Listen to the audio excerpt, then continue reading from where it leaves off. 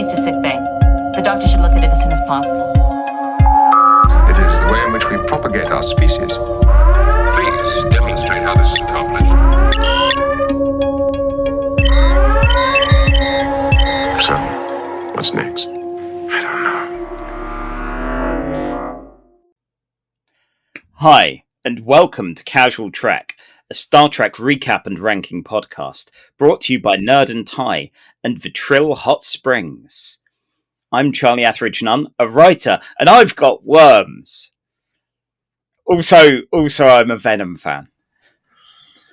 I'm Mars Reed Lovato, a science fiction writer and a fan of the X-Men character Maggot, who has two sentient maggots in him called Eenie and Miney. Eenie and Meanie. Eenie and Meanie. Fake fan. We love Maggot here. And we're joined by a special guest. Yes, I am Melanie Leamington Smythe Colonization. What are you a fan of, Melanie? I'm a fan of the Shazam Captain Marvel villain Mr. Mind, who's a small worm. Oh my god. Yes, the true villain of the Comic 52. Love Mr. Mind. I was very deeply disappointed that it looks like that post-credit stinger is never getting followed up in live action. Yeah, I'm sorry, I can't do the stupid accent anymore. This isn't a Janesville Community Theater production of A Christmas Carol. This is actually Celeste is Best from the Celeste is Best YouTube channel and the Nerd and Tie podcast. Hello. Hello. Yes, I feel butchering the English accent is justified after last time where we did some very bad Wild West cowboy accents. I liked that episode, to be fair. I really did enjoy it. But yeah, no. Liam Neeson, you neither of you were quite in terms of the great thing is I'm actually really bad at doing accents, which is really funny because most Americans I meet assume that I'm really good at doing accents. I'm like, no, I just sound like this. Miles, I'm gonna hurt you really quick, and Charlie, I guess by extension.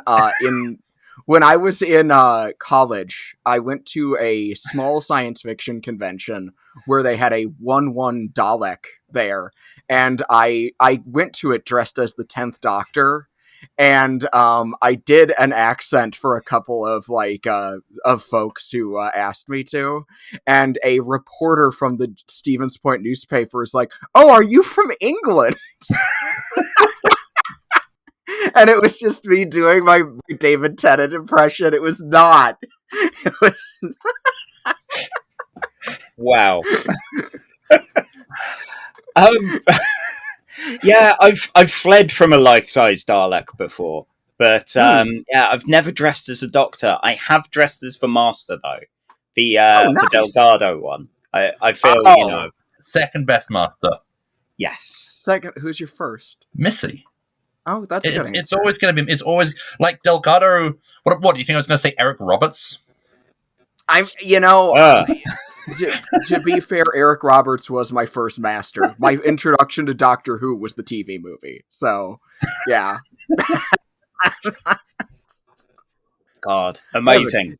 So, which is terrible. Hello. I always dress for the occasion. All the Casual Trek listeners are like, did they get that trans girl who talks about robots on the YouTube? What is going on? And somehow we're not talking about robots. I did wonder whether the topic we would cover would somehow become like Gundam or something. But we've not figured out like multiple Star Trek episodes that could even be related to Gundam. Like, I think there is, like, a comic which has giant Gundam-sized robots in it. Mm. I think, if I remember, one of them flips the Enterprise to bird. Oh. There was that Transformers, not Gundam, but there was a Transformers Star Trek IDW book. Oh yeah. I think it's Fortress Maximus plugs into the NCC 1701, and it God. turns into a big robot. Nice. So yeah, normally we like talking about Star Trek episodes from different shows. We put them on a big list. And today, as we have our special guest star Celeste, we're going to be looking at the Trill.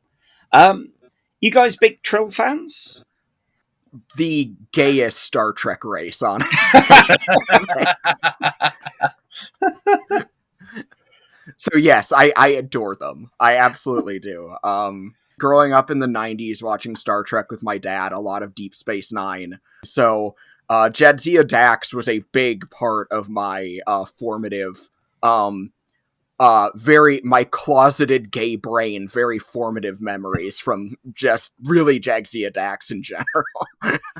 Oh God, I mean, that's the thing. Like, if Jadzia wasn't such a great character, would we have cared much about the Trill? But yeah, she was so much fun all through that, compared to what we'll cover for their introduction prior to Jadzia. I was going to say, when we talk about the TNG episode, you've got a very strong argument already. Not the poison the well, but yeah. Yeah. Yeah, I admit, like, Dax and Bashir are my two favourite DS9 characters. And not just because any of the people in the blue kind of level tend to be my favourites. I don't even know if I can pick a favourite, because, like, I love Jadzia so much just in general, but I like Bashir and O'Brien's friendship. I like watching Odo bully Quark. Avery Brooks is one of the coolest human beings who has ever lived. It's just, there's so much going on. Like, there's such a really good cast. Like, I'd probably say, like, O'Brien and Odo are my two favorite characters because they're the two I relate to the most. And not just because as Star Trek tells us, anyone called Miles must suffer. Anyone who, I feel later in life watching DS9 and going, fuck, Miles O'Brien, oh, you are infinitely more relatable now as an actor. That's terrible. Could be worse. At least you're not 40 and relating to Bashir. Yes. Yeah, no. So before we go on, Celeste, just as a brief thing, what's your history with Star Trek? Full disclosure, a couple months back, you guys did that lovely tribute to my father, the Worf fan. And my late father was a big fan of Star Trek growing up. I grew up in a very science fiction friendly household, and a lot of my earliest memories with Trek were watching it with my dad.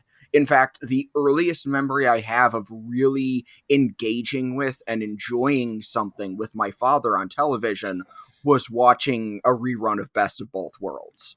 Wow. Nice. That just the pants crappingly scary ending of part 1, and how much that really stuck with me, and I really enjoyed watching Star Trek with my dad. It was one of those things that we got really into, and when I was young, I really liked Next Generation especially, but Deep Space Nine and Voyager were the ones currently airing.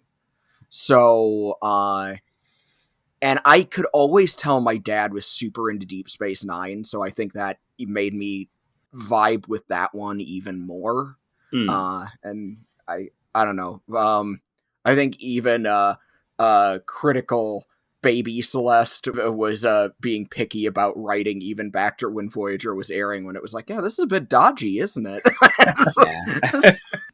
But no, I've been a Trek fan for as long as I can remember. There's never been... I don't think there's ever been a point where I haven't considered myself a Trek fan. Literally, my first girlfriend in college, I met because we talked about Star Trek for an afternoon. Like, it has been that much of it's been very much that much of my life. So, despite primarily being the the trans girl who talks about queer readings of robot anime. Star Trek's always there. There's Star Trek episodes on my YouTube channel, just no one watched them. So it's just something I've always been extremely fond of, and I still am right now. Thus why I was so excited to join you guys on the show today. Excellent. Before we crack on with our first Trill episode, what non-Star Trek thing have you been enjoying? Oh, me specific? Yeah, we'll start with you. You're the guest. Okay, yeah. So I'm gonna disappoint no one. I'm still coping with the loss of my dad and figuring some stuff out. So I've been really deep diving into modern Yuri anime. Yuri is the subgenre of girls' love, or basically lesbian anime. And there's not only has there been a lot of really quality stuff lately, but it's been very politically in tune with me, because a lot of them, including some highlights, I'm in love with the villainess, Reincarnated Princess and the Genius Young Lady, terrible title, great show, and The Executioner and Her Way of Life, even the most recent Gundam entry, really have these themes of queer liberation on its own isn't enough, the system needs to be upended as well. Excellent. So I love all of them. They're beautiful, sometimes funny, sometimes heartbreaking shows about girls who like girls, so I can't complain. Excellent. Miles, what about you? So I started watching a soap opera from the 60s earlier last week. I started watching a show called Dark Shadows. Oh, God. Which is a gothic soap opera, which was doing so poorly in the ratings, they had to find a way to boost attention. So 300 episodes in, this very kind of mundane, gothic-themed soap opera had a vampire to have them discover that there's a vampire in the basement. And it only just kind of escalates from there. I think, as in all great soap operas, I think time travel is involved at some point. So I was like, I'm bored. I'll just check out this dumb soap opera. It was giving me 60s Who vibes, because it's clearly being filmed on no money, on like 3 sets, and it's all being filmed as live. So the actors are basically having to get it as close to one take as possible. Yeah, it's fun and dumb, and I actually decided to start with the non-vampire episodes just to see where it comes. Does Degrassi have a vampire? So Degrassi did have a short Trek style mini seasons, and there was a zombie mini series in part of it. They also did a Terminator one as well. So not vampires, but close. Yeah. Grange Hill never had a Terminator, despite that school's insanely high body count. Well, yeah, maybe that'd have helped. I kind of wish EastEnders at some point went, it's been 30 years, let's put a vampire in a basement. Yeah, I always like it when people go on about how Game of Thrones is this really dark, gritty show, and I'm like, okay, guys, look up EastEnders. They had a crib death storyline on Christmas Day. Yeah, was it Martin Kemp beating his girlfriend to death with an ashtray at one point? More than likely. Yeah. Celeste, you have to, very infamously in this soap opera, during one Christmas Day episode, a character, Dirty Den, gave his wife divorce papers, and that was a rating smash for 80s British TV. So and this is a soap opera that has been going on since the 80s. So you have to understand the insane levels of escalation. I believe there was a flash forward and a serial killer storyline in the last year. Okay, you gotta. I know that there was a murderous child at one point.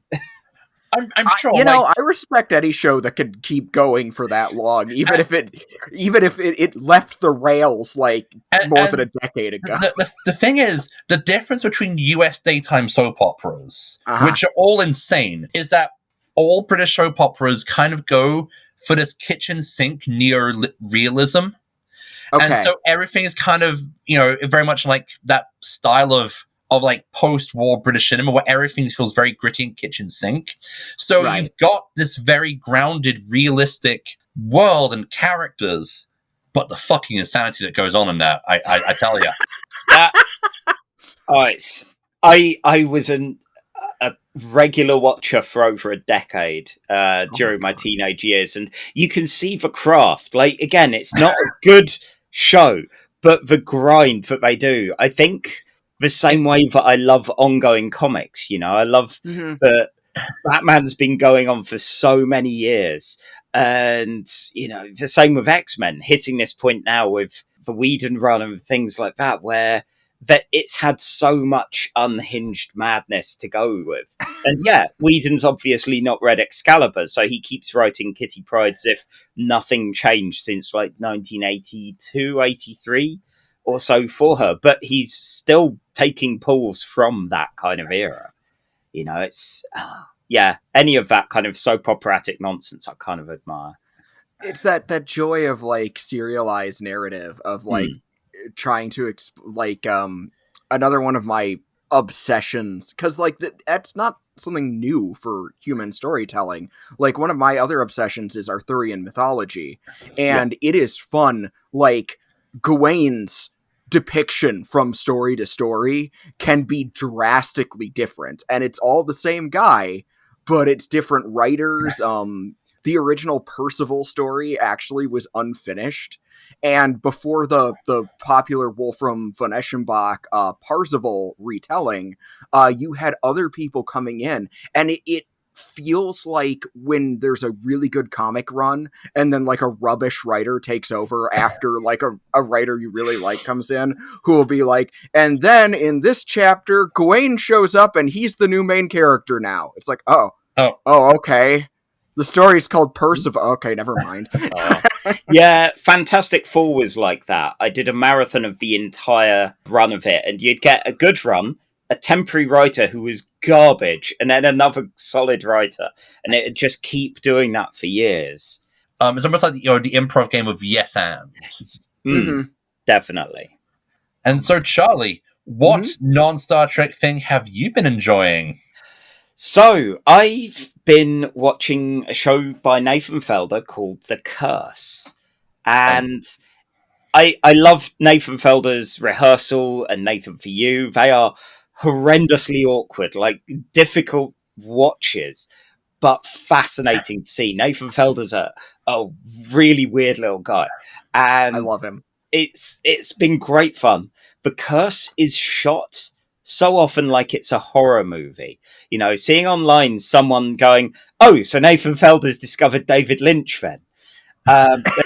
Especially with the finale. And it was like, well, like, have either of you seen it and seen the ending? I haven't watched it yet. I have not, but just I have this since this is an audio medium, the moment you said, oh, someone going, oh, so it's like David Lynch then, I threw my hands up to the heavens and silently screamed, because I have this Pavlovian reaction to anything being referred to as, it's like when WandaVision came out and everyone's going, oh, it's so Lynch. Is like, no, this is not Lynchian. You can't, Americana, like, ooh, Americana, but it's weird, is not okay, Americana, but it's weird, is Lynchian, but not WandaVision is not Lynchian.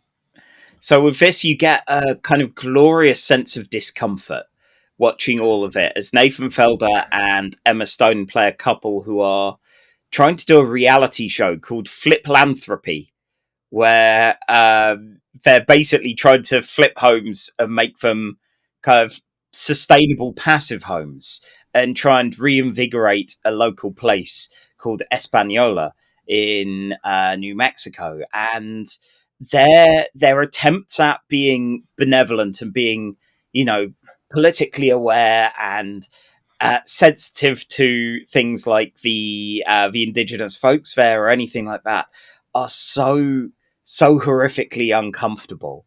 Like that watching that selfishness of extremely wealthy people trying to seem like good people. And the final episode, I'm not going to spoil anything, but it is someone that has the anxiety. I have had the anxiety dream that episode basically is exactly that kind of thing. It was fascinating to see. And one of those finales that I had to start looking online and going, what on earth did people make of this? Because I was breathless with the whole thing. I want to check it out, but like the bear gives me anxiety. It's such a good show. It's such a good show. But speaking of someone who has worked in catering and has worked around professional chefs and has opinions about professional chefs. Yeah, it's a lot. Watching a show in that environment kind of gave me flashbacks to working at the Hilton. Well, if you want to see some wealthy philanthropists who are just increasingly terrible and terrible fates and such before them, then I could watch Zardoz for that. I guess. I mean, you're just going to watch Zardoz anyway. Miles, it can't always be Zardoz. It can always be Zardoz. There was always time for Zardoz. Well, not today though, because it's time to talk about Star Trek. First of all, we've got Star Trek: The Next Generation, Season 4, Episode 23, titled "The Host." This aired on the 13th of May, 1991. Written by Michael Horvat, directed by Marvin V. Rush. The UK and US number one hits. The UK had Cher with the Shoop Shoop song, It's in His Kiss, and the US had Roxette with Joyride. Okay, I don't think we've ever had a number one song pair up so wonderfully with the episode we're watching than the Cher song. Shocking. Yeah. Also, the ship song's a bop. It's like I wanted to download Movie Maker and quickly just rush off a music video of this episode set to this song. God, the way you'd get kids doing like a YouTube video of a compilation of some anime with like Linkin Park in the background or something. Just the Shoop Shoop song with the scenes with Odan and Crusher to that. Yeah. I mean, that said, Joyride That's is my culture. Careful. Like the Shoop Shoop song was really fun. It Joyride felt like something from the 80s. It had that very kind of 80s kind of synth pop flavor. Both of these songs, I would not, if you would have said these songs came out, contemporaneously with Next Generation, I would not have believed you. I'd be like, these both feel old, like older than this episode. It's like, was it a few weeks ago when we had a Meatloaf? Yeah, the Meatloaf song. Meatloaf. It was also. I think that's kind of been the fun part of Next Gen, just seeing like the 80s bleed into the 90s. Yeah, that kind of pre-Nirvana, pre-Britpop kind of music scene. I'm not saying I'm a fan of that scene for the most part, but yeah, you can kind of see why these musical changes happened. Yeah, this is an episode that I've never seen before, so I had never seen this episode, and I don't know that we're in for a treat. Look, I'm not going to say it's worse than Child Death Machine, but okay. I mean, I guess we can get rolling on it. All right. Okay. On that note, right. I'm going to give us our recap. Okay, I am just getting the timer set. I've got 5 minutes, and okay, Charlie, I want you to try and recap this episode. Try not to get a slug implanted in your belly. Okay, God, nothing should have to deal with this body. Like it's a used car, really, a broken down used car. A Trill would be very upset to be installed. 4 minutes 50 seconds. Oh dear. So Wesley. Beverly Crusher's log mentions how Wesley doesn't really write anymore, but she doesn't actually give a shit about that because she's been seeing a visiting ambassador from Trill called Odan. Data meets him in a turbo lift and really can't read the room when they want some alone time. Once he is alone, though, the ambassador rubs his belly and something's moving there, like a whole weird Mpreg kind of situation. Picard arranges a meeting between Ambassador Odan and Governor Lika Tyrion? That's probably autocorrect. From Peliar Zell, who wanted to intercept the Enterprise and brief Odan on things. The people of the Alpha and Beta moons have a dispute going on. They look like they might be preparing for war. Odan has previous with them, so is here to stop it, and also to make time with Beverly Crusher. Troy heads to a salon. News! Enterprise has a salon, and sees Crusher there with an eye mask and her hand in some weird green goo. And she doesn't normally come to places like this. And Troy's like, hey, I can tell you're in love, and not just because I've got empathic powers. She also sent something weird about Odan, and we'll put a pin in that. Crusher doesn't care, though. She says she's happy, and she's not going to bother questioning anything. Might be coming up later, that. Picard chats with Odan and finds out he's got no game plan for the peace talks, nothing written down, just in case anything unfortunate happens or anything. He's great at winging it. He's done a lot of research. This sounds like me before I deliver a presentation. But Odan asks if Crusher would ever consider leaving Starfleet, and Picard avoids the question. Odan doesn't want to use a transporter, and Riker has to shuttle him to the talks, which seems inadvisable. And sure enough, oh my god, a ship appears. It opens fire, and even though the shuttle gets back to the Enterprise, Odan is horrendously hurt. Over in sickbay, Crusher doesn't understand the readings she's seeing with Odan. There's some kind of parasite in him, and Odan manages to stir enough to go, he is the parasite. They need to get word to Trill and get a replacement host's body. But there needs to be a temporary one, and Riker volunteers. He can't wait to get this kind of thing happen. Even though a human has never been a host for one before.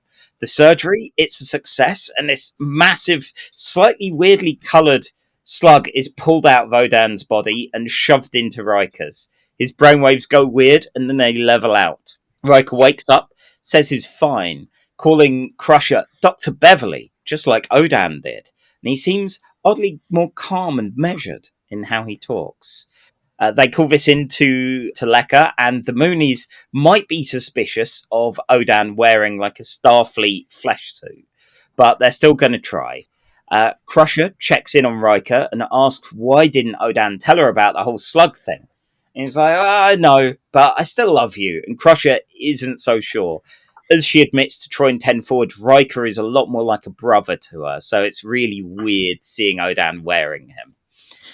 Troy talks about her love for her dad and his loss, and how, if Crusher can feel love, even after the unfortunate death of Odan, then maybe she should accept it.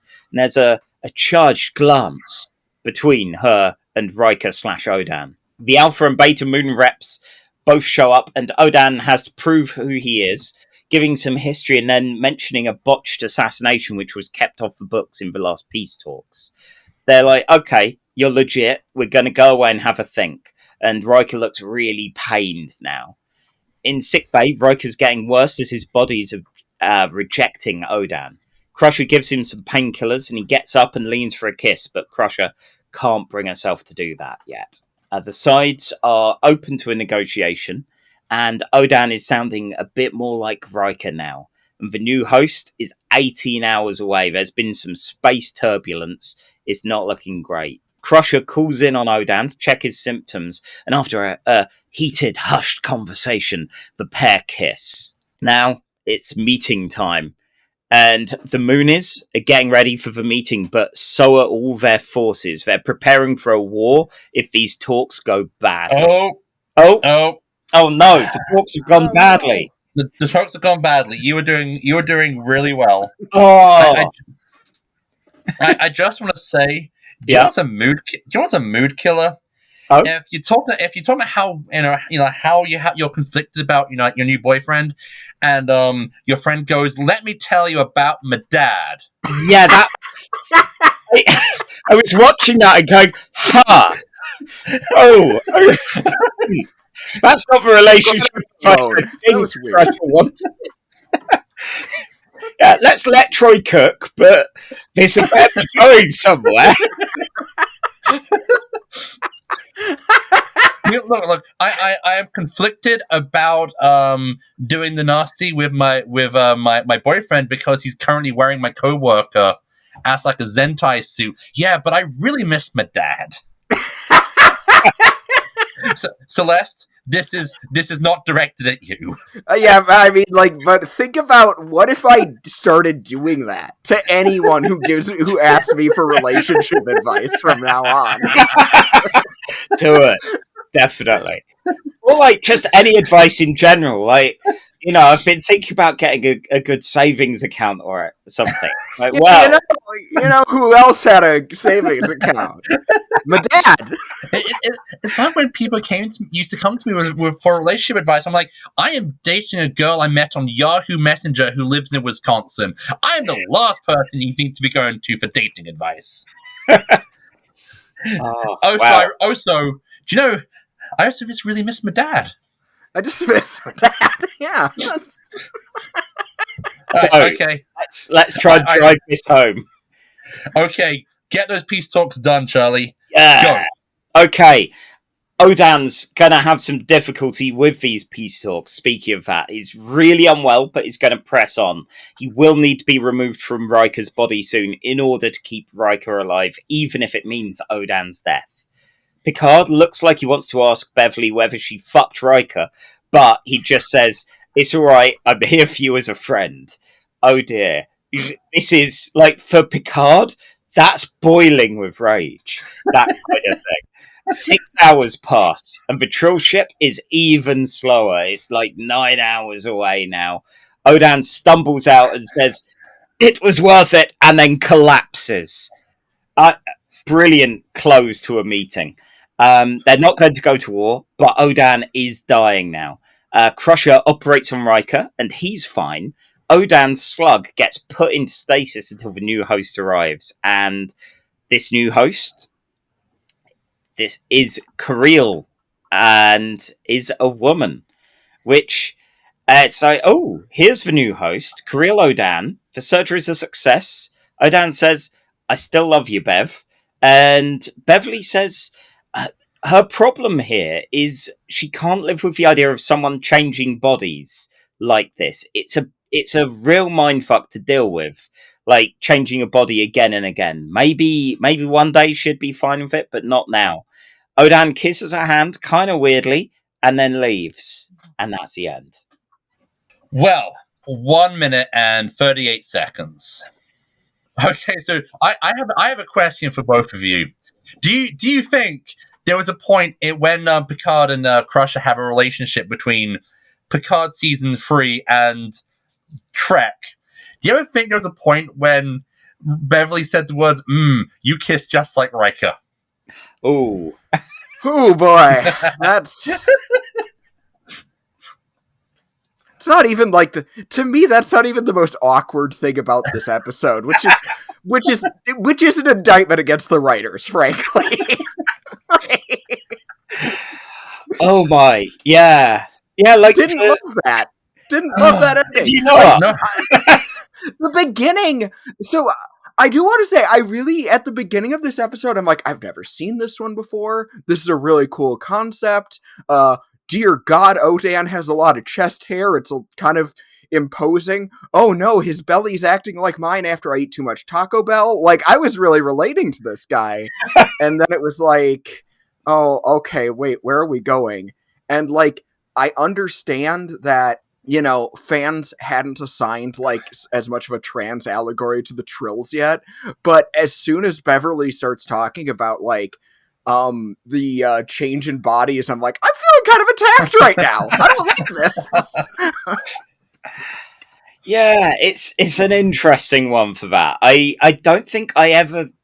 Like, you don't hear enough of them talking to other people about their relationships on the ship. So hearing Bev go, Riker's kind of like my brother, that was an interesting one.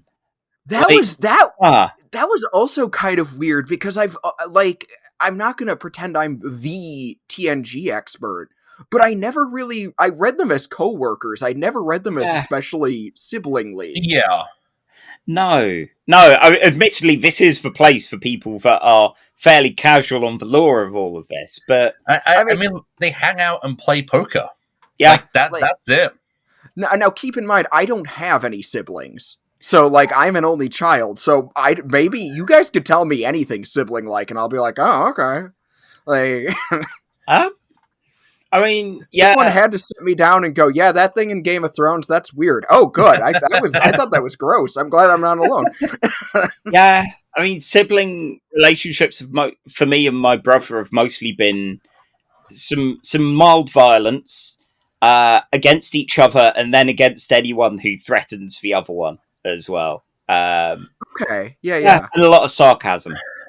Yeah, my brother is 10 years older than me and has been doing martial arts in some way, shape, or form since he was 12. So there was no attempts at violence. No, because he could kick my ass. Yeah, I don't know. It's interesting seeing the Trill so early. I'm definitely pleased they changed the makeup, because here you've got that kind of just generic, we put whatever on their face kind of thing, and it just looks fairly dull, and I guess like your alien species of the week would have, which they are. I didn't realize how much I liked the spots until they weren't there. And Yeah. I was like, oh. Yeah. I don't know if they ever explain that difference, whether this is just some odd subset of Trill or something. But yeah. It's probably like the same with the Klingons. It's like they don't want to talk about it. Yeah. We'll just not refer to it, and they have spots now. And on that note, I feel like maybe, and if I'm over, like, let me know if you think I'm off base. I felt like this episode was maybe too ambitious for its 45-minute runtime, because you have the Trill thing, and you're introducing this new species and the idea of it, but you also have this political thing, and like you feel like the tension's really mounting in this negotiation, but despite that, it's really hand-waved away off screen, and it's like, oh okay, I guess it wasn't that big a deal. Like, they don't care about, like, what's going on. It's just like, yeah, we're gonna do this 45-minute romantic epic between one of our main characters and a character we are probably never gonna see again, because, let's be honest, this is 90s television. Mm-hmm. Riker ain't keeping that body mod, let's be honest. Yeah, it's interesting seeing that kind of, there's almost too much stuff. I don't know what they could have done with the weird Alpha and Beta Moon thing. The problem is that the Alpha Moon is further away and taking power from the main planet, which is interfering with the Beta Moon. So figure it out, guys, rather than going, well, we like our treats, and if it means the other moon's fucked, well, who cares? I appreciated the global warming name drop in there. Like, it was it's like, oh, it's... But obviously, Star Trek was never political. Like, no, it's never a few years political. ago. So It's just the woke's fault. It absolutely. You know, if sad weird loser YouTube channels were a thing in the late 80s, early 90s, you know that they would have been getting upset with Patrick Stewart saying "we're no one" instead of "where no man has gone before." Oh, God. You know, they'd be losing their minds.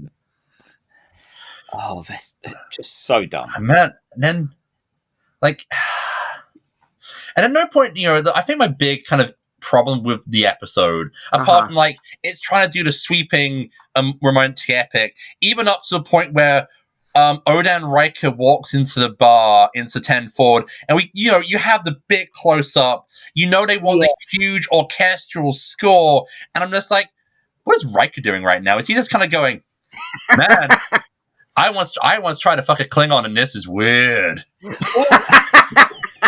It's that thing, they've not established yet the relationship between the host and the symbiont, where you go, oh no, I'm still me, but there's this other me also here. So in theory, like, retconning it, they are both Riker and Odan. So is Riker like, I'm down with this, I've seen Crusher. Just this, it's like Riker's like, yeah, okay, fine. So I'm like one of her kids' best friends. I'm kind of like his mentor figure. You know what? It's fine. And like, Riker probably is fine. Riker probably sent a letter to Wesley going, hey, Wes, so, funny story. Kind of got a slug in my belly, and I kind of fucked your mum. Yeah, I'm going to need to get ahead of this before rumors come out.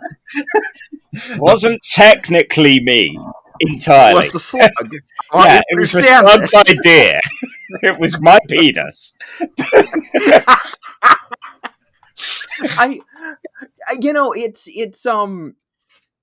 It's kind of like, it's that whole it kind of takes me back to that whole thing of when people, the common internet discourse around the movie Avatar. I promise I'm going somewhere with this. It's like, oh, it's just Dances with Wolves in space. It's just it's a story we've seen before. It's like, well, yes, but James Cameron is also loading all this sci-fi bullshit that you need to understand, that you can explore the goofy sci-fi bullshit very easily because the story is already a basic one that you know. And I feel like they didn't do that with this. You have a decidedly not basic political thing going on and a decidedly not basic alien slug thing going on. And it's just an awful lot to take in, and so much of it is hand-waved away between shots, and it's like, oh, okay, fine. How did they fix it, Yeah. You could have taken out all the alien political intrigue stuff and have it basically be, it's a race against time to get the slug to the new host. But because we're on the clock and we can't just stick the slug in a jam jar like we did at the beginning for the whole trip, because we don't have a big enough jam jar. So we gotta stick this in someone, and Riker's like, sticking to someone, I volunteer. But because we spend so much time with the Alpha and Beta Moon, you're just kind of like, if you're invested in that half of the story, don't be. It's just, it doesn't matter. It's a lot of setup. You could have gone the blah, blah, blah peace talks or anything, and just, what are they? Doesn't matter. We've got a plot we're going with here, the romance thing, the slug thing. Yeah, that. Or make it something internal of this person is talking about Trill joining the Federation, and things are kind of tense because of whatever. The moon stuff felt too intricate to be such a nothing, Yeah, it doesn't really, we spend so much time with it, and it's kind of hand-waved away off screen. Even the rejoining the symbiote with the Trill after getting it out of Riker is really, they got turbulence, don't worry, we'll meet them halfway there.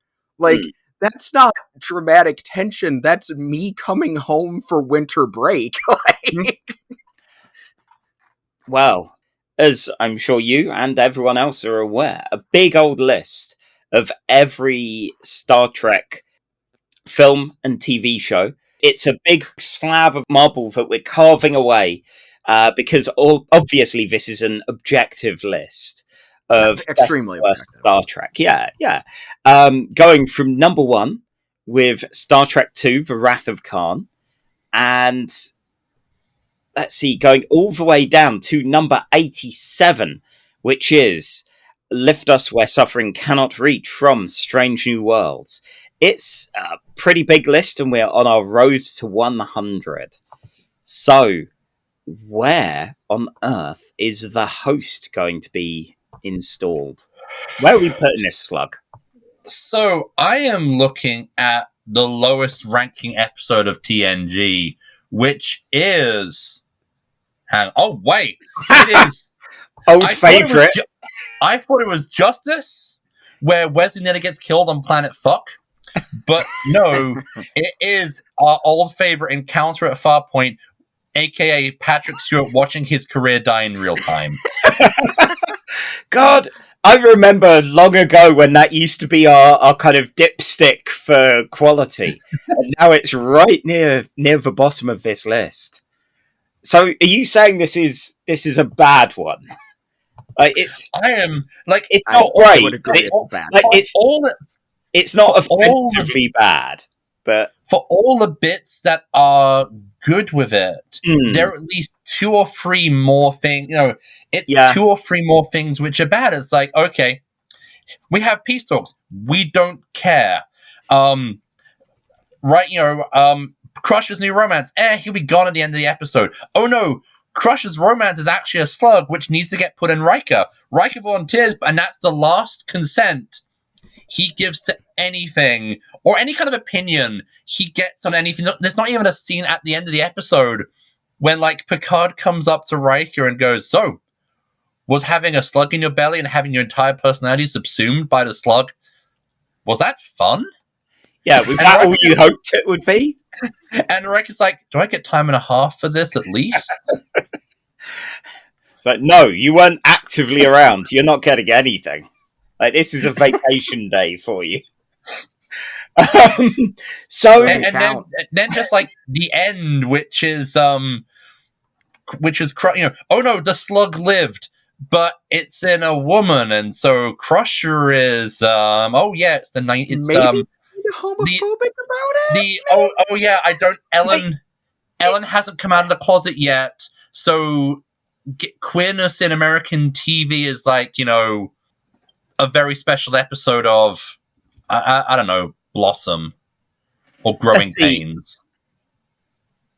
Yeah, I was trying to think. Friends doesn't even exist at this point in 91, so yeah, you've not even got the kind of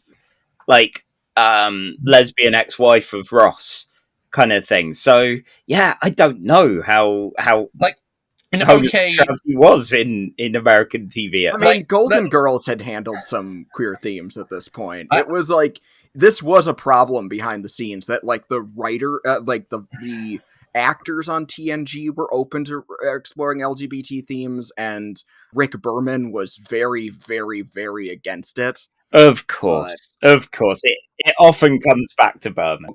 Is this better or worse than Encounter at Farpoint? So it's ultimately, I think it's probably worse. As much shit as we give it, I agree with Farpoint, yeah. It's got some things going for it, and it is the start of a brand new era. This is a lot of nothing. The Trill, this may as well not have been the introduction of the Trill, frankly. This could have been any symbiotic race, and we get none of the lore that will be brought forward. The closest you get is a slug, and even that changed. Here they were like, yeah, we want it to look kind of like a caterpillar and an octopus, and it's got these glowing bits on it, and they went much cheaper and easier for the... Do you know what it looks like? It looks like they've taken the prop from the thing from Wrath of Khan, which makes the tiny little worms, and then just recolored it and just stuck it in a jam jar and just put some lights on put some fairy lights on it. They've done the Doctor Who thing of taking a prop and just going, okay, if we recolor this, then it becomes something else. Knowing Star Trek at the time, there's a non-zero chance that is literally what they did. Oh, hell yeah. My only other one was passed on to me by my spouse when I was doing the watch was pro tip: if there's better world building in a hentai episode, we've got problems. Oh no. Okay, so like look at we've got Encounter at Farpoint. Like it doesn't get bad until the 80s. At that point, where you get things like the Thor with the evil clown in the Matrix, which The description makes me so happy. was good fun, but definitely not good as an episode. I know? think I'm looking at Enterprise Dead Stop, which might pair with this one. For we have a great premise that we are going to do nothing interesting with. Oh, that was so disappointing. And just feel like we're wasting everyone's time. Yeah. So yeah, better or worse than Dead Stop? I think it might almost be better, if only for like it trying to sell us on this grand romantic movie epic. Yeah, it's worth it for that for the one zoom in on Riker Odan. Oh, the telenovela zoom in. Oh yeah, it's worth it for like Days of Our 10. That one moment where it becomes Days of Our 10 forward. I love. Yeah, no, I agree. I want to run the telenovela role playing game Pasión de las Pasiones, but in Star Trek. I think it would be the perfect system for it. Okay, a quick divergent. When I worked in a hotel, we got it in a lot of Brazilian and Latin American temp workers who were coming to learn how to speak English, and I would teach them how to swear like an Englishman. If they would teach me how to talk like the romantic villain in a telenovela. Nice. Like that was the deal. Oh, good. I feel you need the villain facial hair for it as well. I need like a nifty like Van Dyke beard, and like a 3-piece suit with a cravat. Definitely. All right. Well, on that note, that's the new number 83 on our list. Mm-hmm. Fantastic. And number eight, our current 86 is the pilot episode for Enterprise Broken Bow, which is apt because watching that sometimes makes me want to shoot myself. Wow. Okay. So episode 2 for tonight is Star Trek Deep Space Nine, Season 4, Episode 6, titled Rejoined. It aired on the 30th of October, 1995. Teleplay by Ronald D. Moore and Renee Echevarria. Yeah, our old friend Ron. Story by Renee Echevarria and directed by Avery Brooks himself. My word. Yeah, so the UK number 1 hit on this date was Coolio with Gangster's Paradise, and in the US was Mariah Carey with Fantasy. Now, we've had considerable psychic damage from Mariah Carey previously. We have. This one wasn't as damaging, but it's. I kind of like this one. Like, I like the Tom Tom Club by Talking Heads, and adding some G-Funk whistle to it. That's fine. That's all right. I'm sure there are better covers of the Tom Tom. Well, better. Probably. Like people that have used it, but it was fine. But Coolio, that's one of those ones that takes me right back to the comic shop, to listening to Radio 1 behind the till there in the 90s.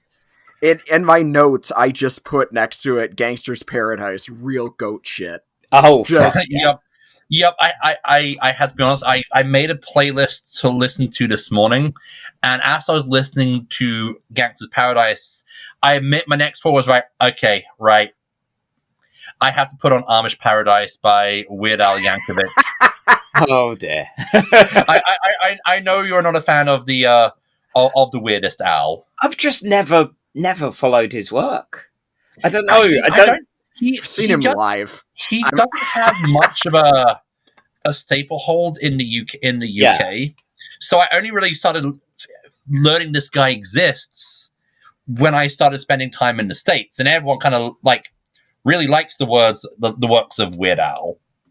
He puts on an amazing live show. Oh, I'm sure. Yeah, I'm sure he does. Like, he seems fine. It's just one of those things like Mystery Theater 3000, like where it feels like you kind of needed to have been into it back in the day, almost. Yeah. You know, or like when I was getting into terrible John Hughes movies, a friend of mine very excitedly showed me Weird Science, and I was like, I like seeing Bill Paxton in things, that's always fun, but this is not good. This is not a good film at all. And again, it was that, well, I guess you had to be there kind of thing. Yeah, that's how the Revenge of the Nerds was for me. Oh, it was like, this is just creepy and kind of gross. I don't like this at all. I rented it from the video box back in the day, and no, even back then, it was like, oh, I'm a nerd. Oh, it's a film for me. And then this is a bad one. You've made a bad film here, guys. I still think you could remake it, but you do a tone and genre shift midway through, and you turn it into a horror film, and you realize the nerds are actually the villains. Oh, yes. Definitely. Miles, I believe it's your time to recap, and if you're ready, let's go. Okay, so it's time for Jazdia Dax to undergo her Jantara, which is the Trill rite of closure, in where she has to meet each of her previous hosts, have a little chat, and kind of just get some sort of emotional closure. She's asked her close friends Cisco, Kira, Dr. Bashir, Odo, Chief O'Brien, Quark for some reason, and Lita, who's been here the whole time and has a deep, meaningful relationship with Jadzia. And everyone agrees after some rather uncomfortable ear masturbation administered to Quark. Meanwhile, I'm sorry to interrupt. Did I watch the wrong episode? I think I because Rejoined. I have the one with Dax's ex showing up. Same. Oh, okay. Hi everyone. Shortly as Miles began the recap of his episode, that he realized that he'd actually Mandela affected himself into an alternate timeline, and had thought that the episode they were going to be watching was Facets, which was the 25th episode of the 3rd season, and not Rejoined, which was the 6th episode of season 4. Hopefully the version of Miles from this timeline is having a really awkward time in that parallel universe too. The episode will now be capped in 5 minutes very quickly by our wonderful guest Celeste. 38 episodes, and this is only the second time this has technically happened. First time in a mainline episode. So hey, them's pretty good odds. Okay. So all I have to say is bollocks. Well, and on that note, Celeste, are you ready? I am ready as I can be. And engage. Okay, so we start off at Quark's bar. Dax is showing Quark and Bashir some magic tricks. Quark doesn't quite get it, but Dax is happy to show off anyway with a whole lot of bluster and bravado. Suddenly, Cisco calls Dax to tell her that Dr. Lenora Khan from Trill is coming to do some science around artificial wormholes. Cisco suggests that Dax should take a leave, but Dax says that she's very good at her job and doesn't need to. What's up with this Lenora Khan person? Turns out, Lenora Khan knows Dax from a previous life, and when she meets her along with a bunch of the rest of the DS9 crew, Dax lets them know that that is her ex-wife. After the intro, Quark is confused by the swapping of genders, but Kira and Bashir are happy to explain to him that previously Dax and Khan were in separate bodies, where one was a man, one was a lady, and they were married. Bashir has also learned how to do the magic trick, incidentally. Now, Kira thinks that that Dax and Khan should get back together. She thinks that if you're in love, it shouldn't matter who you are. Ally, anti-fascist, Kira Nerys. Love her. But apparently it is a Trill taboo to reconnect or reassociate with a loved one from a previous life. And Trills will literally exile members of their species who do this. At a party to welcome the scientists, Cisco gives Dax crap for running late, but advises Dax it's still okay to back out. Dax is clearly uncomfortable at this reception, but not as uncomfortable as Worf is, along with some people trying to ask him and being asked, what do Klingons dream about Worf? And Worf just going, things that would send chills down your spine. Weird. Khan approaches Dax, and they awkwardly chat at the buffet, but then they get a little bit flirty. Khan's brother seems very concerned by this. But it'll be fine, says Dax, lyingly.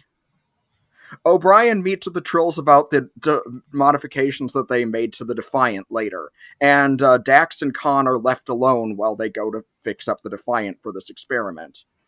Also, the Treknobabble includes trans data failure, which I think is just on point for this story.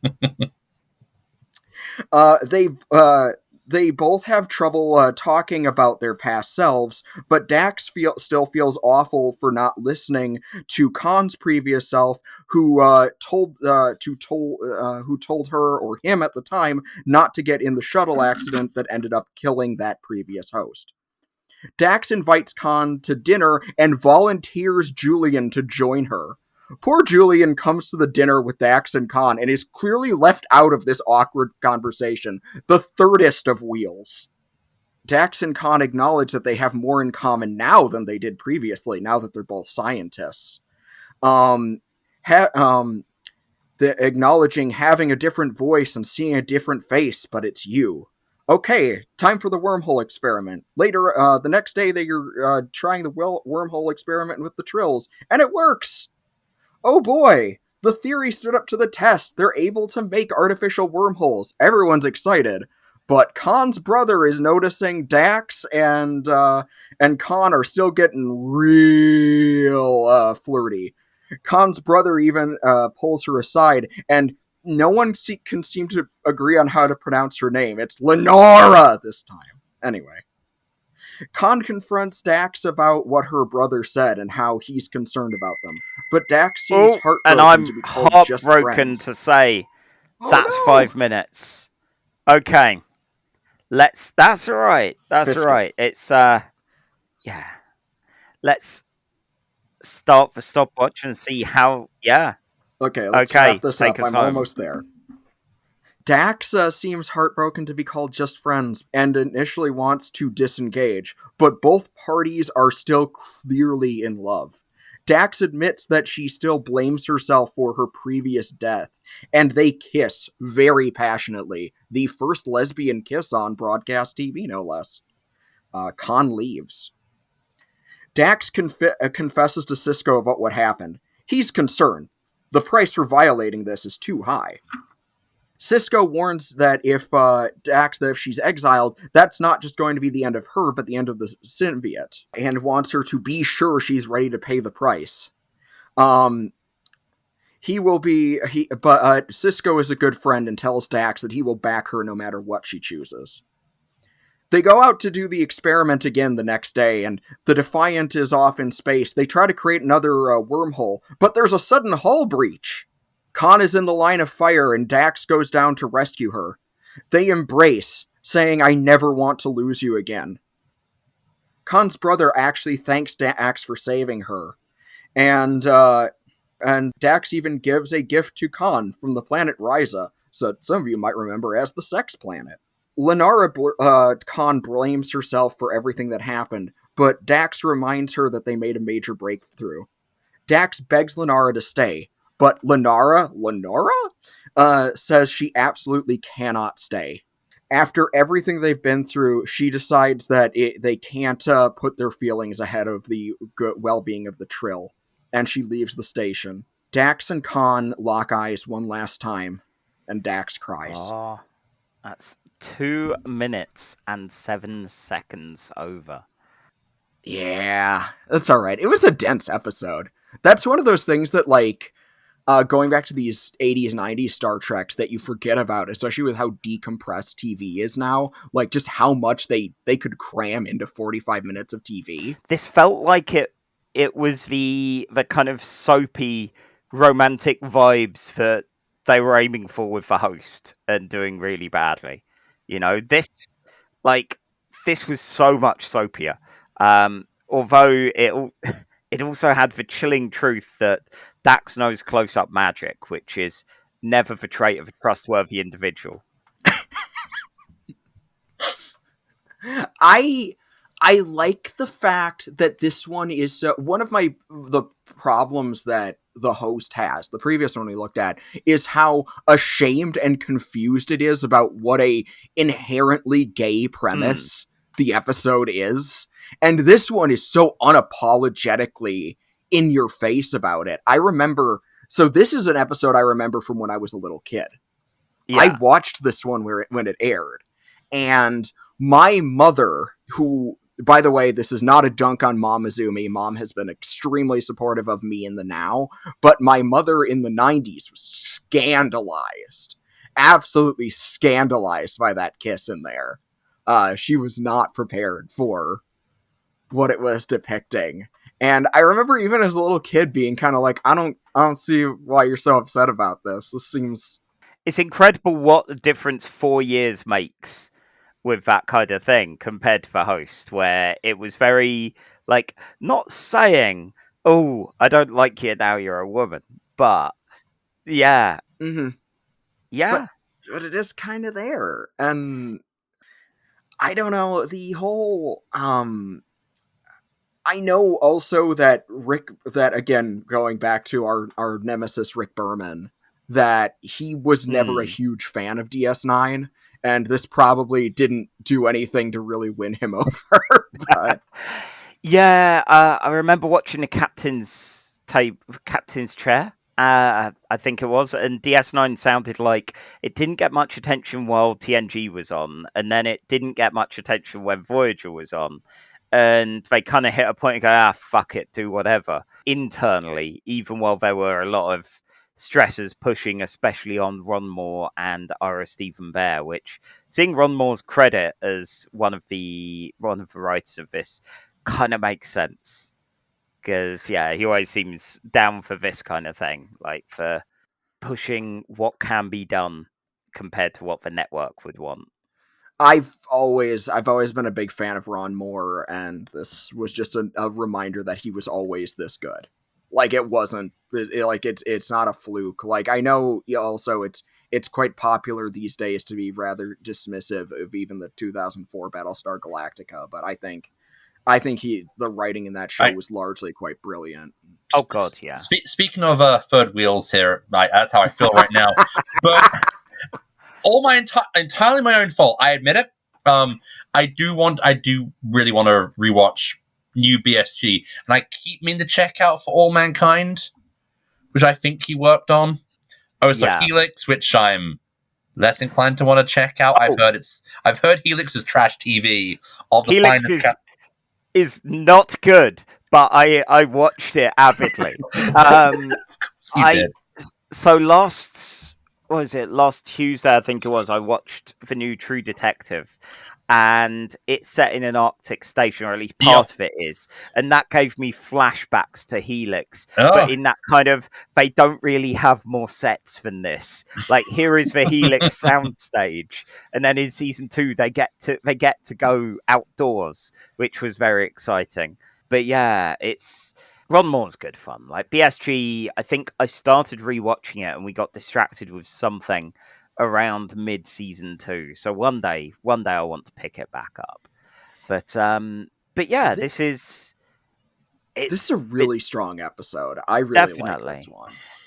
It's 4 seasons in, so you can tell the confidence everyone has as their character.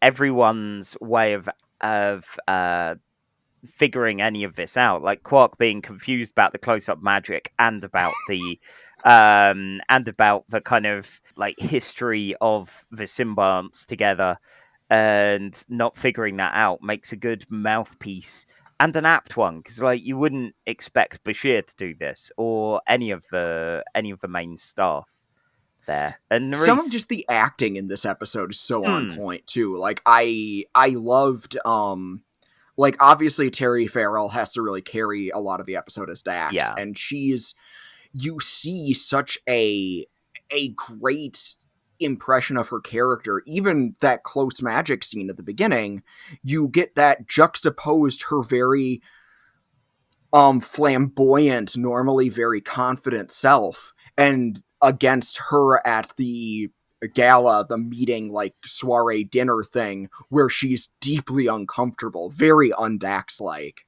I also just loved both Cisco and Kira in relation to watching their friend go through this. That the fact that this is with for all the awkward things, even when Cisco is advising her against it, the idea that this is with another woman never comes up. Yeah. It's about her career and her well-being, never about the sexuality of it. And even more so, Kira with her, I don't think it matters at all. This is just love. It's interesting seeing, like, Kira's always very good at leading with the heart and the morality of like, no, this is stupid. Like, what the fuck? These two should be together, even if it's like a bit of a taboo in troll culture, which like the next episode we cover, again, you get some curious bits of troll culture and what they do or don't do. But it was a fun episode. As much as I find a distrust of people that are very skilled in close-up magic, I think you are quite right, and it does help to show that confidence of Dax before it gets kind of shaken slightly. And I did love Bashir as the third wheel. That feels like his perfect fate, especially if you remember early Bashir. Of like, a guy who arrives on the station going to be like, I've read all about Kirk, about Riker. I'm going to be one of those. Find me every alien. I'm going to bang them. This is going to be great. It's like, no, you're just stuck at this dinner watching two people that are incredibly into each other ignore you. Yeah. You got no game, son. No, he's never had any. Like, even smart Bashir. The most interest he gets is from Garak, ultimately. But this was a fun one. And I do have the question of, what do Klingons dream of? Especially that chills them. Is it going to be puppies or something? Because dying gloriously in battle isn't going to be what scares a Klingon. I feel like for Worf it would be more than 5 minutes with his son, but that's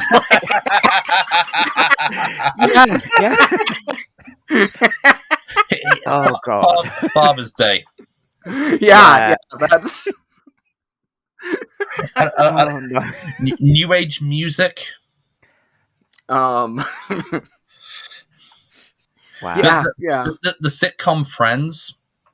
I can't see Klingons getting on with that. Empty blue plastic drums. Those are pretty scary if you're Worf. Like you have never experienced Dawson's Creek until you've experienced it in the original Klingon. I would love to see that. J.J. Abrams mystery box style storytelling.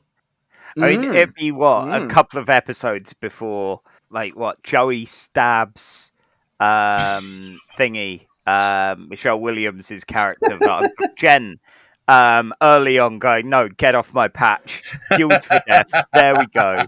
And then Pacey and Dawson end up pretty much doing the same, which would lead to the Dawson Klingon dying, I feel.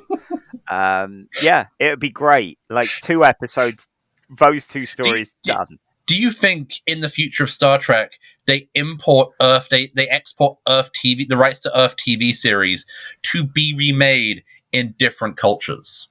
Maybe, Yeah. like do a holodeck version of these things, like, you know, change people about a bit.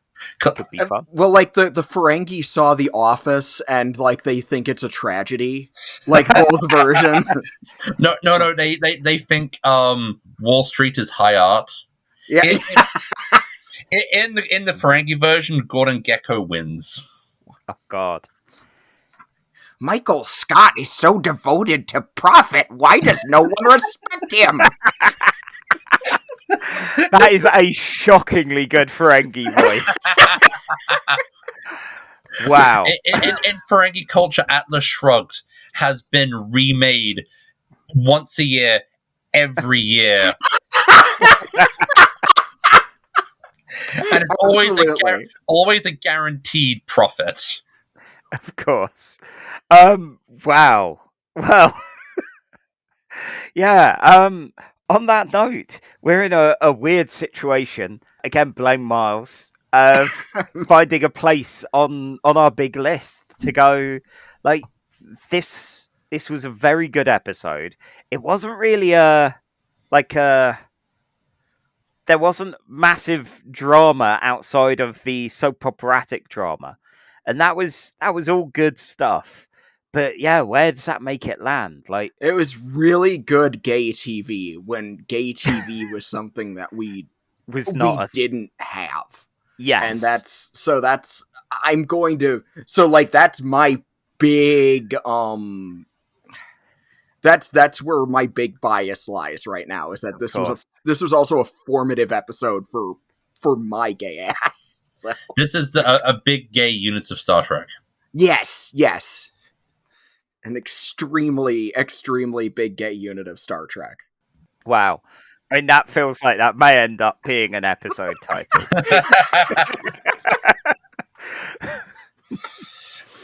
Okay, so let's see. We've got a bunch of DS9 up the top here. It is that interesting thing of balancing both. Is this a good episode? Is this a Star Trek? Yeah, that's really where it comes down to, is it a Star Trek? Because, yeah, this kind of story, while technically X's, especially one, like, this could have happened in another drama, but, you know, it wouldn't have back in 95. So that does make it quite an iconic thing, as you said, the first lesbian kiss on, like, on network television. That is not to be shrugged at. Yeah, so we've got, I don't know, I'm trying to find a good starting point to go better or worse fan. And also, do remember this is a top heavy list here. Yeah, that's also where it's kind of in that weird space of... It doesn't get mediocre until quite low down. And then terrible only at the end. Yeah, you guys are going to be facing some... Knowing how bad some episodes are, like, the later episodes are going to be rough. And if people want to pay us on Ko-fi to get us ripping that plaster off and encountering some terrible episodes real soon just to see our suffering, I embrace that. But yeah, so originally I was like, okay, there's Menage a Troy, but that's all the way down in 55. And this is probably going to end up higher than that. Yeah, and it's difficult going, Miles. Right? Your input on this. Well, I don't know. You might have seen this many years ago. I did, but I'm not going to make I'm not going to make a snap judgment based on that. Let's see. So, looking at some of the top ones, DS9 wise, like before we hit the top 10 kind of place, we've got 24. We've got Crossover, where Odo fucking explodes, and that is a joy to see as a show. Like the alternate, all of them are very good fun. apart from Smiley, who really could do with having a better day. That's one of my favorite Casual Trek episodes, even. Like that early one. Odo fucking explodes. That's just I just got blindsided by that. I had no idea. And yeah, speaking of Odo, we also have Odo doing a noir with Necessary Evil up in Space 14. That was quite a nice character study. really This time of Odo. I don't know. Like with Necessary Evil, we get those nice introductions to Odo's relationship with a lot of the staff there. Would you consider this like higher, lower, that kind of thing? I think in that range between Necessary Evil and Crossover feels fair to me. Because there's a lot of really strong ones in here, but I see there's Spock fighting the Horny out of his system in Amok Time, which that's an iconic one. I don't know if that's kind of where I'm like, maybe Under Amok Time, just because that is such an iconic episode. That's the thing. I think Amok Time's slipped down a bit over time, because as an episode, it's so, but as iconic moments, fucking hell, yeah. Like, I've been thinking like this last week, there might end up coming a point where we kind of have to challenge rankings on the list, because, we're comparing one episode that we've seen recently to one which we've seen like 2-3 years ago. Mm-hmm. Oh yeah, I think at some point we'll, maybe if we pick 1 or 2 episodes each to go, right, let's do a recalibration. Yeah. Almost. Because, some of them you go, how's the Quark? Like, it's fine, it's good. But we were so positive on that early on, and it made it difficult to even get to, but easy to beat, ultimately, once you had. Okay, so you're saying Under Amok Time, this is then above Pegasus. Yeah, I feel like that's fair. Yeah. Yeah, that sounds good. So that makes it our new number 19 on the list. Oh my god, and Pegasus was another Mariah Carey one. Like we gave Ed Sheeran a lot of shit in this time because too many modern episodes had Ed Sheeran in. Deservedly so, I feel. Yeah. But Mariah Carey and the psychic damage she has dealt has. I'm a little sad. I picked a modern the theme that I picked got a modern episode that was Sheeran-less. I'm a little sad. Oh no. Okay. Right. So our third and final episode for the night is Star Trek Discovery Season 3, Episode 4, titled Forget Me Not. This aired on the 5th of November 2020. It was written by Alan McElroy, no relation to any other McElroys, Chris Silvestri, and Anthony Marinville. Directed by Hanel M. Culpepper. The UK and US number 1 hits. The UK had Ariana Grande with Positions. The US had 24K Golden with Mood. So, like, the 24K Golden just kind of slipped out of my memory almost immediately after I heard it. I hated it. I listened to it once and I didn't care for it at all. Like, listening to Coolio and then even hearing the G-Funk whistle on the Mariah Carey got me remembering, like, the music of that era, and then hearing this, and it's like, I'm sure this is for someone, but it's just not me. Yeah, mumble rap, I think. I don't even know what it is. SoundCloud. It's definitely not my cup of tea. I agree. It's probably appeals to somebody, but I'm sure it's not that person. You feel very comfortable using the term not my cup of tea when you're doing a podcast with 2 Brits. Oh dear. Yeah. Appropriating our lack of tea. Appropriating our imperialism. Yeah, that. You are truly a Leamington colonialism. Yeah. Don't ask where the tea or the china that it's drunk out of came from. I have to say, it's like this is the most British thing I can do. I'm stealing other people's cultures. True. Yeah. And Ariana Grande one, like I don't know, like I think I liked the idea of the song more than the execution of the song. Yeah. I find with her, like, don't get me wrong, I like a good amount of pop. I like Taylor Swift. I like Carly Rae Jepsen.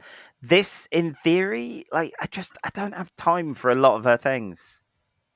I don't know. I'm not like, it's like, she seems cool, I guess. I don't know. Again, the song seemed, I think I liked the idea of the song. I didn't really like how the song was executed, though. Yeah, I maybe I just have too much psychic damage from Quentin Reviews videos to have an opinion on Ariana Grande. Yeah, I could watch with you on that literally one. over a day's worth of his material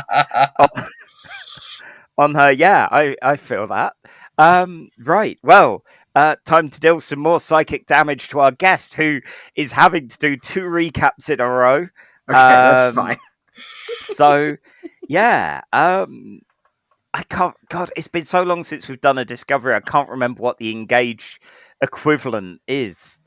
Anyway, let's disco. Yeah. Okay. So, Celeste, do some disco. All right. Forget me not. So Discovery has flung itself into the future, and the crew are all back together. However, they are not sure where the Federation is, if it even is, but they do know that a Federation admiral left some messages back for them. Unfortunately, said admiral was a Trill, and that symbiote is now in a young person named Adira, and Adira cannot remember any of their previous lives or experiences. When we open the episode, Dr. Culbert ruminates on Discovery being very out of time, and we focus on little drone robots, which are a lot of fun. He talks about how they really need to find the Federation for everyone's mental well-being, but no one is willing to accept help because they're a bunch of overachievers.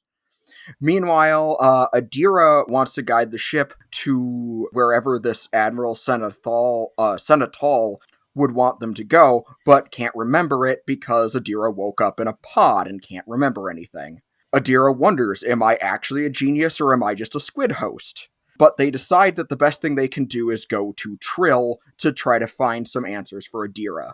Meanwhile, Discovery manages to get to Trill, and they're greeted by a guy named Commissioner Ball. Ball welcomes Saru and says that anytime a symbiote comes home, it's a miracle. Saru is worried about basically everyone, but especially like Stamets right now, who was stabbed with a spike and was in a coma, which the show keeps reminding us of. Saru thinks that to get them out of this situation, they might need a technical solution, and believes in Stamets and his ability to work with Tilly, and Tilly wants to try playing with dark matter, but Stamets is clearly going through some post-traumatic stress and explodes at Tilly. Meanwhile, Dr. Culbert visits Michael, and who is still desperately trying to figure out why warp drive stopped working somewhere between when they jumped and where they came out in the future. Culbert refers to what Adira is going through as post-traumatic growth, and compares it to what Michael went through being separated from the ship, and thinks that Michael would be a better mentor for Adira than he would be, and thinks that Michael should go down with Adira to Trill. So Michael finally agrees to this, and meanwhile, Dr. Culbert is very worried about the crew because they're still physically well, but they're mentally not. Anyway, Michael and Adira head down to Trill. The Trills initially welcome Adira, but are shocked by a lot of things. 1, Adira's a human. 2, Adira can't remember any of the previous names. They're very upset, and they want to forcibly separate Adira from the symbiote, but they're saying that doing so would kill Adira. And some are even jealous that a non-Trill is hosting a symbiote at all. Some of the Trill even call Adira an aberration, despite this apparent miracle. They then threaten Adira to take the symbiote out, and Michael gets into a bit of a fight. But a lone Trill offers to show them the hot springs caves, where Adira can remember things.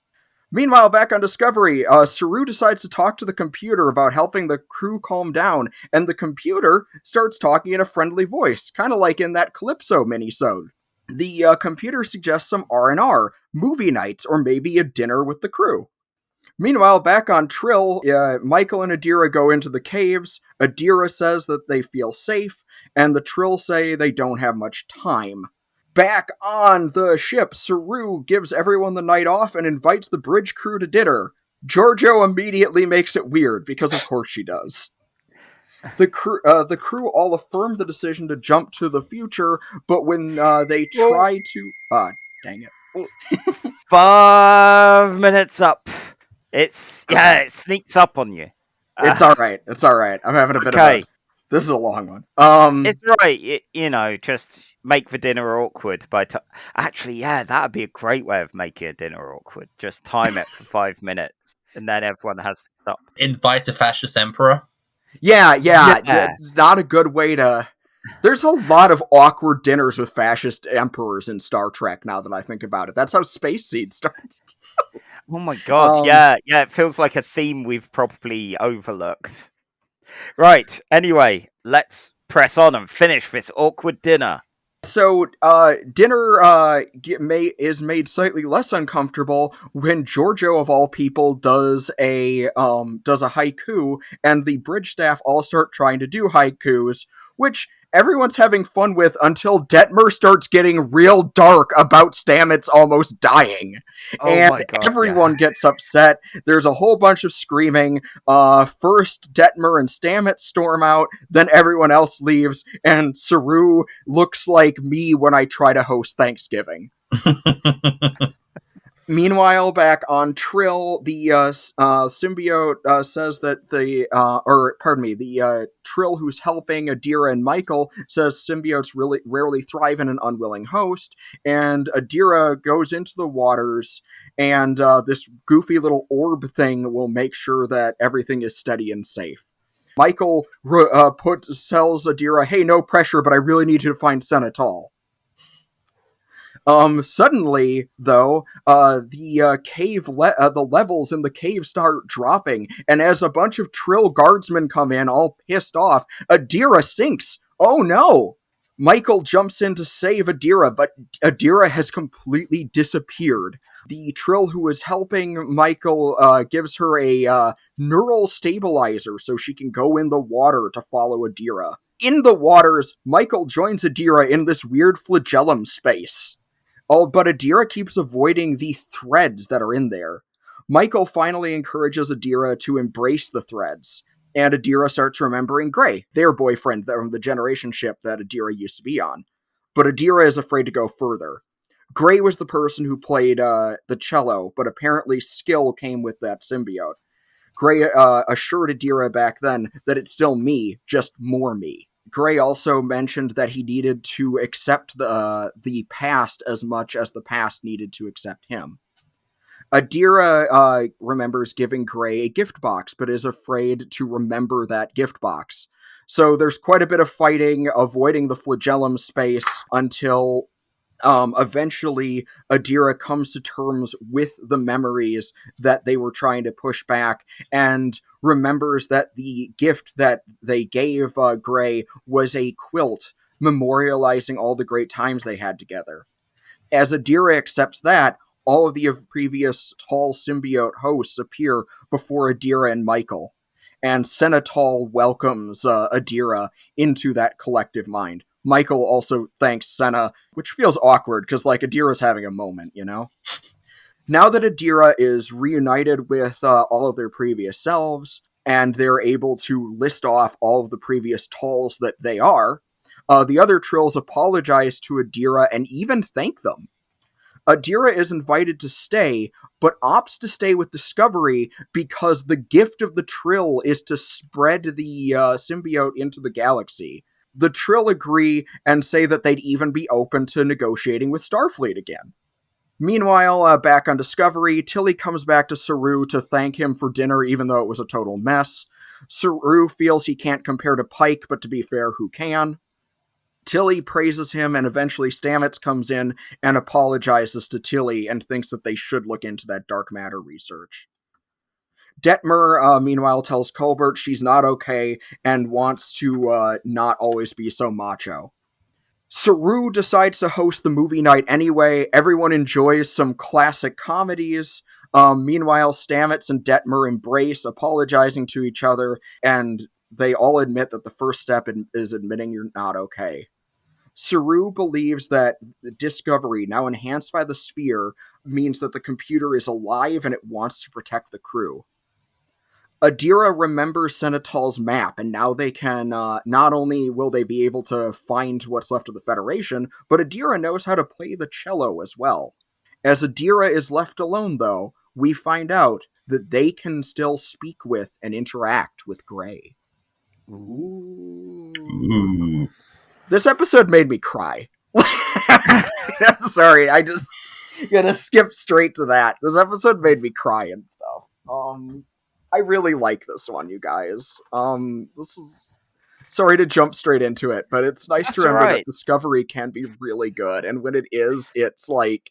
When it hits. Yeah. Yeah. Yeah, so that's 4 minutes and 56 minutes over, but when we were first talking about episodes to cover, I remember you saying this is one where we should get a trans person on to discuss it. And as a pair of cis guys, we're probably not as well equipped to go, oh shit, this is what's going on here. Yeah, it really is one of those, like, especially the way that Adira is dealt with. Now, I mean, like, granted, I can tell you with relative certainty, I'm only one trans person.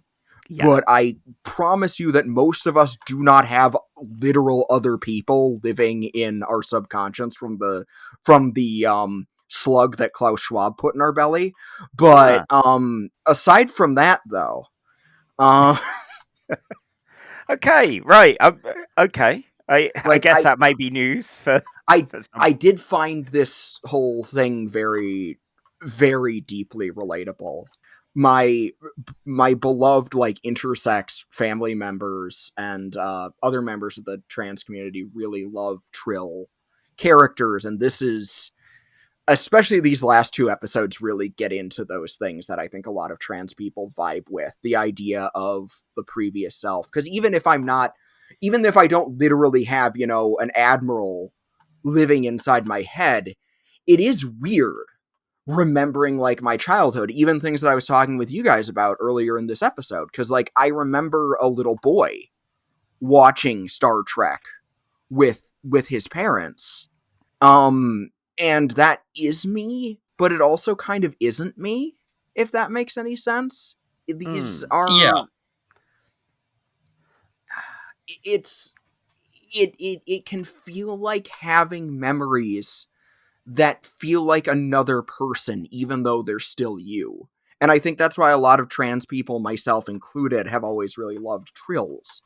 And I think it's also why I'm really happy that we don't really get into it in this episode in particular, but Adira does start using they, them pronouns as this season goes on. And I'm sorry, it's getting kind of some feels. That's all right. As you go through that, I have trouble properly verbalizing how this meant to me, or how much this meant to me, because I have some friends who asked, well, isn't it kind of redundant? Because, like, Trills are kind of an allegory for transness anyway.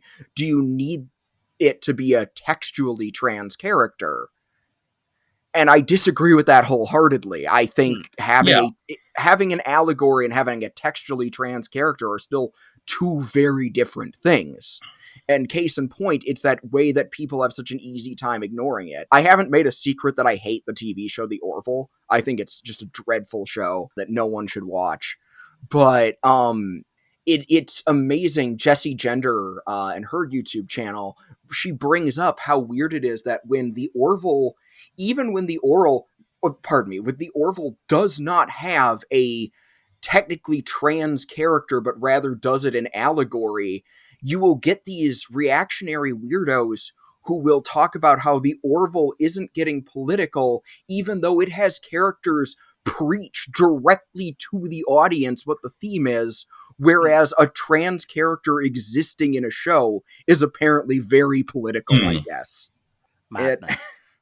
Yeah, I mean, that's where talking about casting kind of trans and non-binary characters in these roles, it kind of makes perfect sense of going, well, let's literalize this thing. If Trill are already very accepted as a kind of subtextual transness, it's like I'm a big X-Men fan, and there's the mutant metaphor is deliberately incredibly vague, and people can latch onto that for anything. For me it's generally kind of disability coded and things like that, but sexuality is there, gender's there, all of that, but you still need to do the literal side as well, because five cis white people from New York all being mutants and all of that, it's it kind of got a bit dull with the original five, and it's why it needed an international cast, and why again it grew and changed and went, oh no, if we're representing the other, let's also have some other people here, and that's what makes it more alive and more relevant. So yeah, it makes perfect sense here. And as you said, a shocking kind of, oh my god, yeah, this was really like Discovery. Once it hit season 3, like season 1 and 2 had some good bits, but pushing them into the grimdark future and going, no, we need Star Trek solutions to this, was really nice, really good touch. I definitely think season 3 is when they really start actively pushing an ensemble show and not the Michael Burnham action hour. Yeah. And it is nice to see the other crew. I think sometimes the bits I remember from Discovery is when you have the crew just like it's the scene when they're doing haiku until it gets weird, thanks Detmer, or when they're in the mess hall just kind of playing weird word games with each other. It's when the ship kind of starts to feel like a community, like a found family. And I love Colbert like straight up calling out, this is a ship full of overachieving nerds. Yeah. So like, not only are they afraid to admit when they need help, but they all have that attitude. It's a very my attitude of Starfleet being specifically a bunch of swashbuckling idiots and spreadsheet nerds. And unfortunately for Discovery, it is all spreadsheet nerds. And this is what happens. They've not got the Riker going, right, let's go to planet fuck. you just, so you need some way, like Saru, love him, but he does need to be told by a computer. Maybe the solution for everyone's problems isn't more work. Because, hell, at my work, where I am still striking currently, one of the things that's got on lately is the discussion of, okay, what's happening? What's going to be good? Like, how are people not going to be stressed and overworked? Well, there's going to be some more work coming down the line. It's like, oh my god, this ain't going to work for us. It's one of the things I slowly noticed from my time at Starbucks was when I first started, we were all the nerds who were writing on it, who were working on it. We were all the stereotypical, we're all the nerds who are working on a screenplay, working on a novel. And then slowly it became those people, like those kind of types of co-workers went away. And then I got more of like the jockey and basic crowd coming in. And you just kind of go, no, this isn't my shared space. This is not how I function. I want a brief tangent. God, I love it when a Star Trek race, when their main weapon is a pointy stick. It's so weird. I love that. Yeah. It's one of my favorite Trek tropes.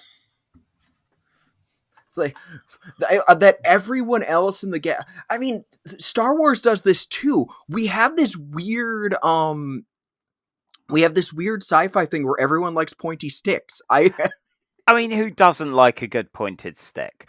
That's true.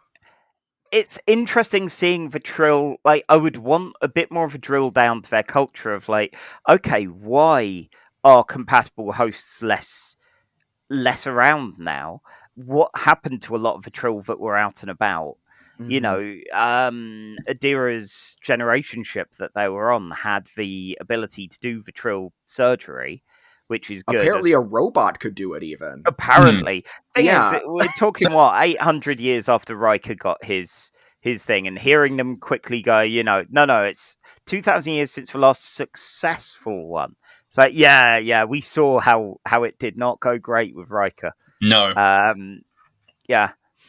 So yeah, and I think an amount of it is possibly that acceptance, where because Tal had like Gray and Gray's memories and experiences in, maybe the acceptance there is what made this a compatible joining compared to Odan and Riker, who weren't like drift compatible in that kind of way.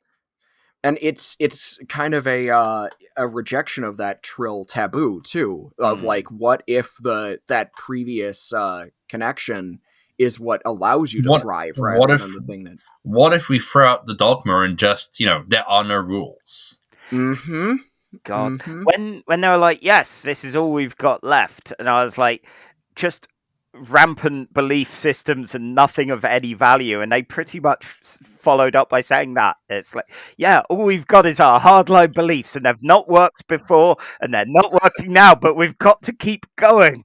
One day they might be right. Eventually, the economics will trickle down. Oh, God. Yeah. Okay, so quick question before we put this on the big list. Uh-huh. I've never seen a Buster Keaton film in my life. Nope. Same. No, it's like We're a bunch of film nerds, and not one of us has seen a Buster Keaton. Like, I've seen Metropolis like several times, all 3 hours of it, but I've not watched any Buster Keaton or Charlie Chaplin films. I have never. Charlie Chaplin rocks. I have yet to see a Marx or a Stooge. I've seen Marx's No Stooges. I just figured Buster Keaton was another one of those weird American things that American TV writers like Gilbert and Sullivan just all gravitate to weirdly. I mean, like, Jackie Chan is really into Buster Keaton, so you'd think I'd want to watch like the originals, but I haven't. Yeah. No. Like, all I know his about stunt work is amazing, but I've never seen a full film. Like, all I know about the Stooges is from watching, is knowing what a fake Shemp is in an Evil Dead movie. Okay. Wow. So yeah, if we have a look at our list and see where this goes, like, I'm immediately, the immediate comparison is Rejoined. Really. Yeah. Which had some great soap operatic moments. Like, this had some fantastic bits to it. Would you put this, and this is the wonderful, terrible nature of the list of having to weigh all of these against one another. How would you think this fares next to Rejoined? I love both. Both of these episodes made me cry for different reasons. Yeah. Like, I mean, I cry at everything, but still. Well, that's a sign of effective media. Yeah. Ultimately, yeah. Sometimes it's good when something can make it get a little dusty in the room. Okay.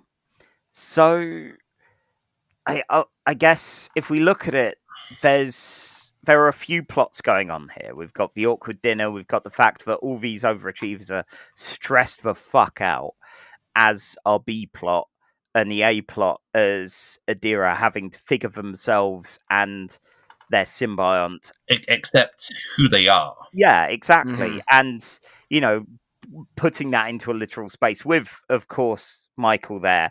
And I admit, I like the new Michael. It's like, oh shit, she can have character growth and opinions on things and a personality. This Michael. I like the Michael whose reaction is to punch something. Yeah.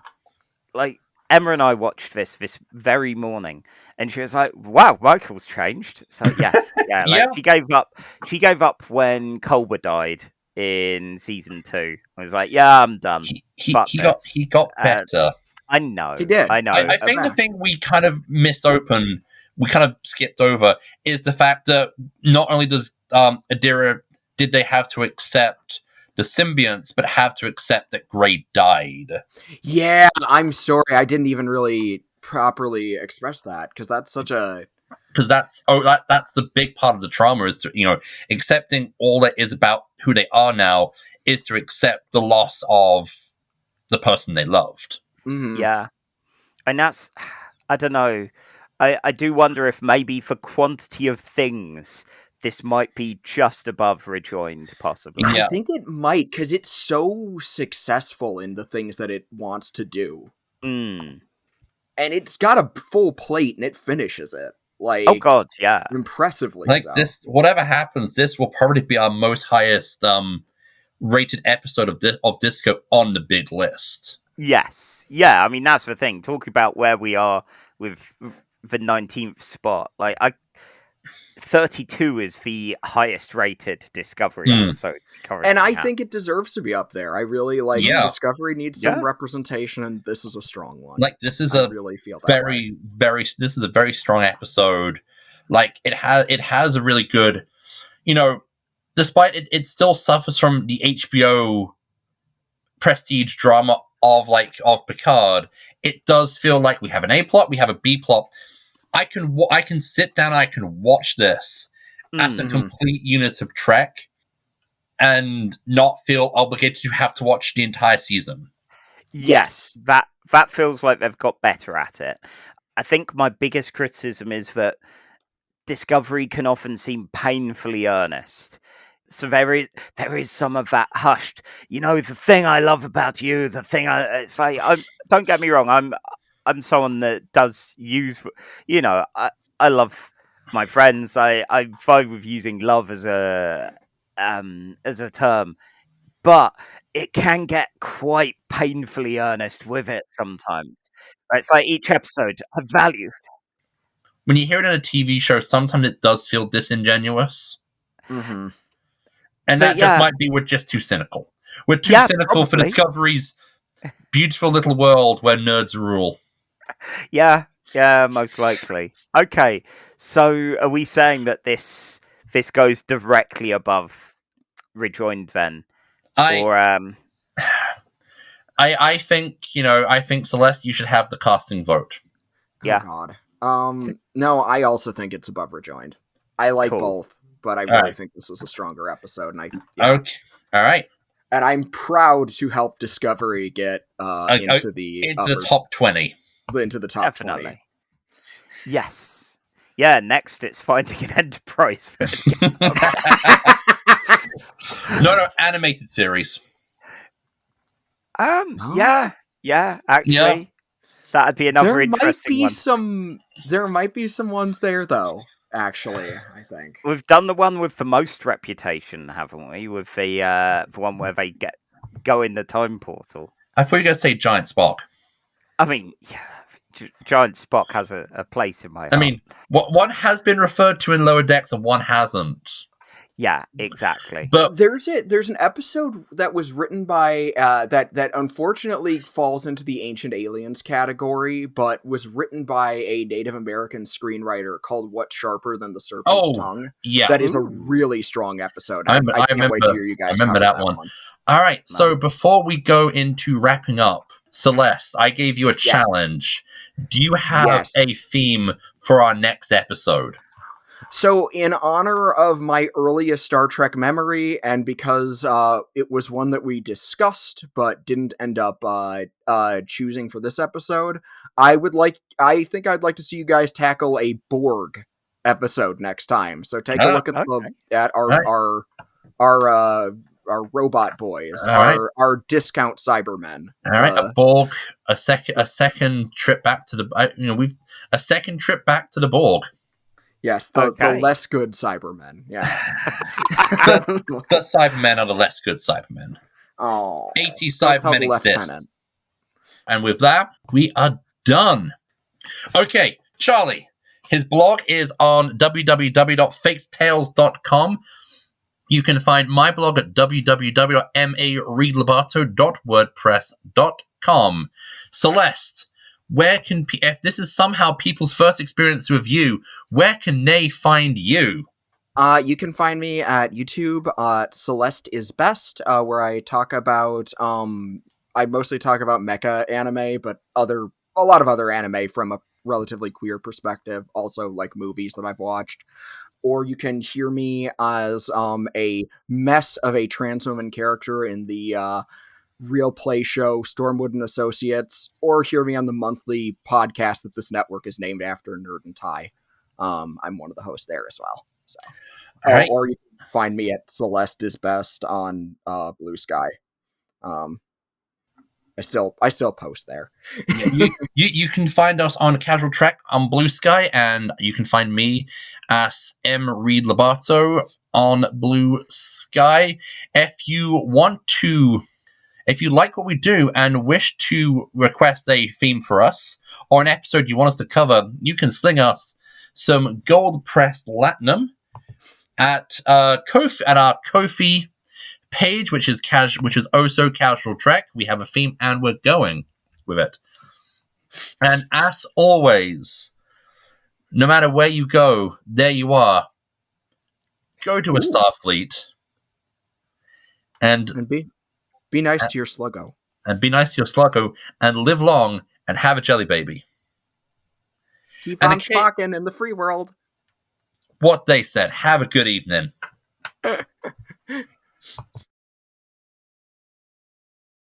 You've been listening to Casual Trek by Charlie Etheridge Nunn and Miles Reed Lobato. Music by Alfred Etheridge Nunn. Casual Trek's part of the Nerd and Tie network, and if you want to support us monetarily because you love what we do that much, you can now do that by going to Ko-fi and looking up Casual Trek. There's a link in the show notes.